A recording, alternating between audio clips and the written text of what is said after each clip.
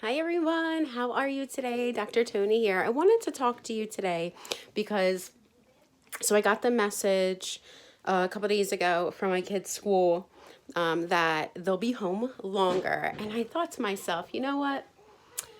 If anyone hasn't created some kind of schedule at this point, a parent that's trying to parent and teach and work from home, now's the time, right? Like now is definitely the time because they're going to be home a bit longer.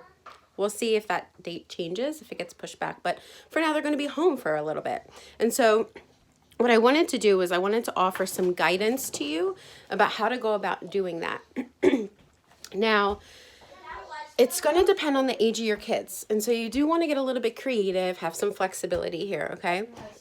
Because the age of your kids is going to determine how much you need to be involved, how much more structure there needs to be, and also just the developmental level of your kids too. Some kids need a little bit more guidance, a little bit more support, and that's okay. You just kind of feel that part out, allow some flexibility and some shifts to happen within the framework of the structure that you create, okay? So I want to show you what my kids and I have created, share that with you, and the schedule I'm going to share with you. So I have an almost 11-year-old, almost 7-year-old, and almost 3-year-old. And so the schedule I'm going to share with you is actually the schedule I use for all of them, all three of them. And what I did was I'll show it to you, see if you can see it. We actually created it. I created the structure first. I'm trying to find a good light. Here we go. I created the structure first. And then what we did, you see? And then what we did is we went through it together so they could be involved in the process. When your kids are involved in the process of creating it, then they feel more excited about it, okay? So then my kids are like, oh yeah. Now, of course, again, this depends on the age of your kids, but I do recommend involving them in some way in the creation of it after you've created the bare bones, okay? And by bare bones, what I mean is an idea of like the time frames and the gist of what's going to go within those time frames, okay? So that's kind of the framework, the structure that you're going to want to have created for the most part for kids my age, like the 11 and under crowd. But if you have older kids, if you don't have any younger kids, then you could probably create some of these bare bones, some of the structure, the framework with them, depending on how your relationship is with them right now. If you need some space, it's probably a good idea to go ahead and create that structure on your own first. Okay, so involve them so that they can be a part of the process, okay? And if you can see here, you can see our pictures. What I did was I actually I asked them to help me pick out the pictures for each section. So then that got them excited too. They were able to help pick out the pictures for each section of their schedule. So I printed out the framework, printed out the words, okay, and the time frames, printed out the pictures, and then allow them to make it a project, right? They were to make it a project. So then each of them was able to go ahead and have fun with like cutting them out and pasting them on and making their very own schedule. So now, not only were they a part of creating the schedule, but they also created their very own. Okay. In particular, my almost 7-year-old has been the most excited about this. Okay. But they have absolutely used it because they were a part of the creation of it, because they were able to make their own, because they were able to be involved and engaged in the process. They're excited to do it and they reference it on their own. Like what even, oh, here comes the 2-year-old. They say hi? No? Okay. So since they were a part of it, they're much more excited about it. Okay, so here, let me walk you through what is on here. Okay, and I want to make sure I find good light so that you can see it well. So let me walk you through. So the first part is get ready for the day. Now you may want to be even more formal in what that looks like, depending on what your child's needs are, okay? So by more formal, what I mean is you might need to actually break it down to get dressed, brush teeth, right? Now, I've already done those kind of schedules with my kids, so they're already familiar with those from the past, so I didn't need to do that here, okay? Okay. And then we have breakfast, and then they get to play, read, have a snack, and get some physical activity in. So sometimes that physical activity looks like going for a walk around the block. Sometimes it looks like going in the backyard and jumping on the trampoline. Sometimes it looks like playing inside. Sometimes, although we haven't done it recently, it looks like yoga. So get creative with that and have fun with that.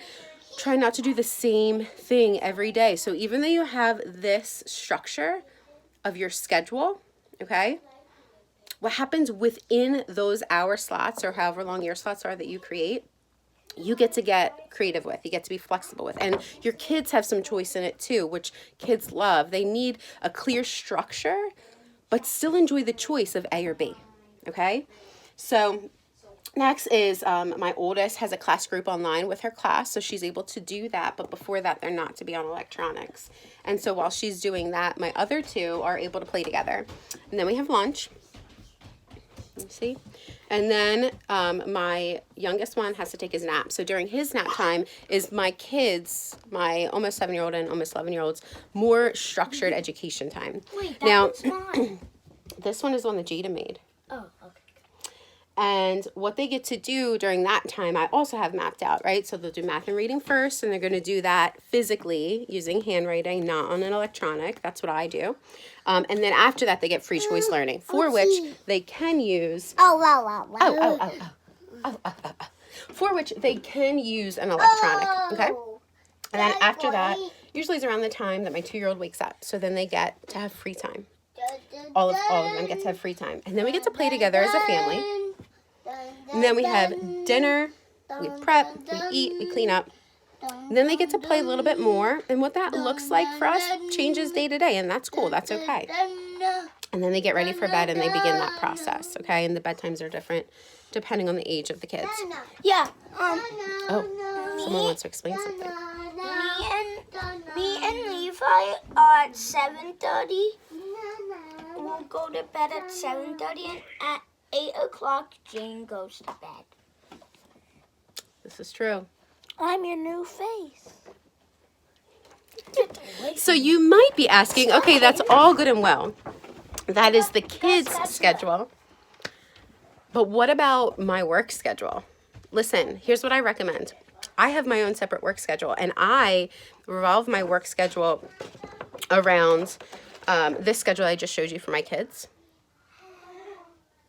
But I also revolve my kids' schedule around my work schedule, okay? So they complement one another. They complement one another, all right? This is going to depend on how many hours you need to work and the kind of atmosphere that you need to work, okay? I work from home for the most part anyway, except for when I have in-office clients. So I have already had a lot of experience with being able to work from home. My husband has not. My husband is not used to being able to work from home. And so the environment that he needs created is a bit different than the environment that I need created. So be aware of the environment that you need in order to function best within your role, whatever your role is for your job, okay? So if you need a lot of quiet, you need a completely separate space, it is helpful if you can to have a particular space that you go to for your work rather than all around the house. I've done both. I'm always more productive and more focused when I have a particular space that is my go-to space where I'm able to get my work done. So while my kids, my youngest one, is taking his nap, and my other two are doing their educational work, I get them set up.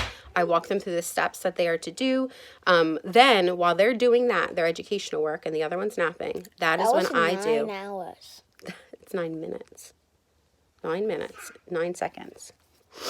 I get to do my work, okay? And that is my separate time to be able to focus specifically on work that I have already in the beginning of my day structured for what I needed to get done. So in the beginning of my day, I've woken up before everyone else. I've taken time for myself so I can refuel, and I recommend that you do the same. And that way I have a structure for my work day, for what I need to get done, separate from my kids, separate from momming, separate from teaching, okay? What time, so is there a time that you're having to stay upstairs and not allowed to come downstairs because it's mommy's time? Yeah, 7:30. 7:30 or 7? 7. Okay, look. 9 hours. It was 9, it's hours. 9 minutes. 9 minutes. No, that's the minutes. That's the seconds. And that's the hours. Now 10 hours. That would be a really long video. It is a long video. So my recommendation is to, if you're able, wake up before everyone else and take some time for yourself. During that time for yourself, create your structure, your list for what you need to get done for that day, and make sure that the hours that you have allotted throughout the day that are your work hours are clear on the tasks that you need to complete. Otherwise, what happens is when you're not clear on that, you don't have a schedule or a structure, you wind up doing a lot of things and multitasking, and it feels more productive often, but it's actually not more productive often, right? So try to focus in on the specifics that you need to get done within the time frame that you've allotted for that, knowing that you're going to have some flexibility, right? Because the kids might need to check in, or maybe the baby wakes up earlier, whatever the case is for you, okay? So with some flexibility. And that way you have a schedule for your kids, and you have a complementary schedule for your work. And it's clear to everyone across the board as to what that looks like each day. So you have this structure, and you have flexibility within that structure, and you have choice within that structure. But you also have clarity and predictability and consistency, and kids thrive on consistency, but so do we. So do we as adults. Our brains love to have this consistency, so there's a clarity of what's expected and what we can, for the most part, predict, even though we can't predict everything, right? Let me know how that goes for you. Let me know if you have any questions, and let me maybe even send me a picture of whatever you create with your kids. Get creative with it. Have a structure and some time frames that work for you and your family. Put in those time frames what it is that you want them to focus on for that particular time frame. So for us, it's mostly, our time frames are mostly by hours, okay? And then make sure you also have a schedule for yourself, and that the two schedules complement rather than conflict with one another, okay? And then do your best to stick with it. All right? Happy schedule making. Bye.